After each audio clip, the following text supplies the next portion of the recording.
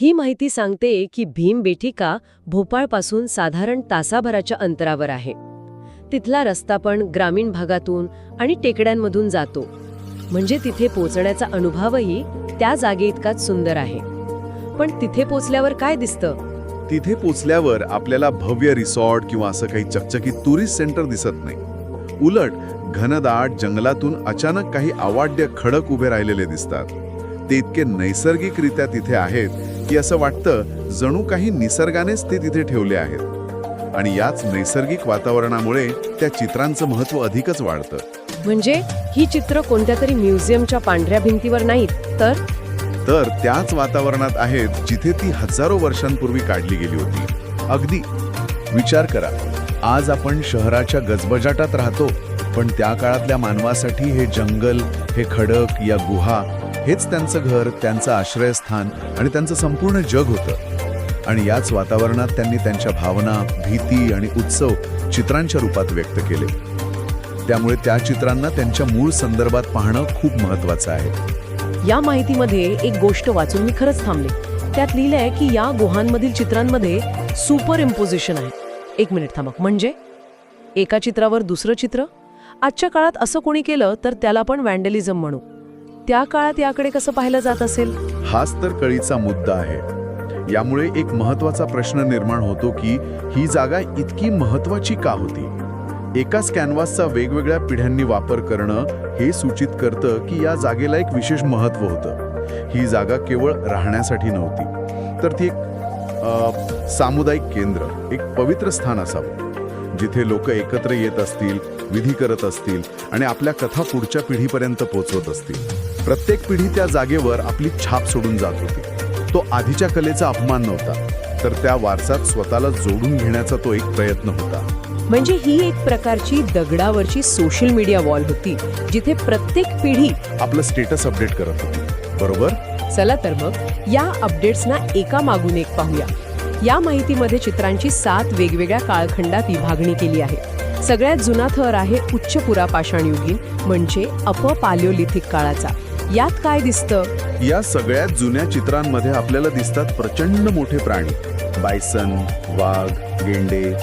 ही चित्र हिरव्या आणि गडद लाल रंगात मोठ्या आणि स्पष्ट रेषाने काढलेली आहेत. यात माणूस कुठेच दिसत नाही, फक्त प्राणी.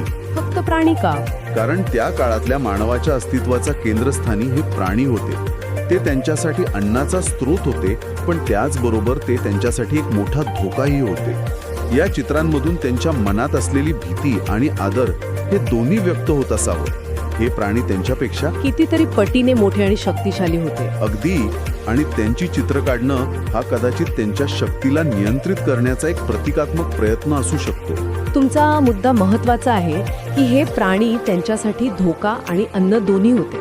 आणि ही दुहेरी भावना आपल्याला मेसोलिथिक म्हणजे मध्याश्मयुगीन काळातील चित्रांमध्ये आणखी स्पष्ट दिसते, कारण आता माणूस स्वतःला चित्रात आणतो.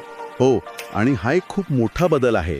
या काळातली चित्र आकाराने लहान होतात आणि अधिक शैलीदार म्हणजे स्टायलाइज्ड बनतात. पण सर्वात महत्त्वाचं म्हणजे आता शिकारीची दृश्य दिसू लागतात. माणसं गट करून प्राण्यांची शिकार करत आहेत. त्यांच्या हातात काठीरी भाले, टोकदार काठ्या, धनुष्यबाण अशी शस्त्र स्पष्ट दिसतात. म्हणजे आता माणूस स्वतःला निसर्गाचा एक भाग नाही, तर निसर्गावर नियंत्रण मिळवणारा म्हणून पाहू लागला होता. हां, पण यात फक्त शिकारीची दृश्य आहेत का? नाही. आणि इथेच गोष्ट अजून रंजक होते. आपल्याला शिकारी बरोबरच सामुदायिक नृत्याची चित्र दिसतात. लोक हातात हात घालून नाचत आहेत, वाद्य वाजवणारे लोक आहेत, गर्भवती स्त्री आहे, मृत प्राण्यांना खांद्यावरून घेऊन जाणारे पुरुष आहेत, मुलांच्या जन्माची आणि दफनविधीची चित्र देखील आहेत. अरे वा! म्हणजे हे फक्त त्यांच्या जगण्याचं नाही, तर त्यांच्या जीवनाचं चित्रण आहे.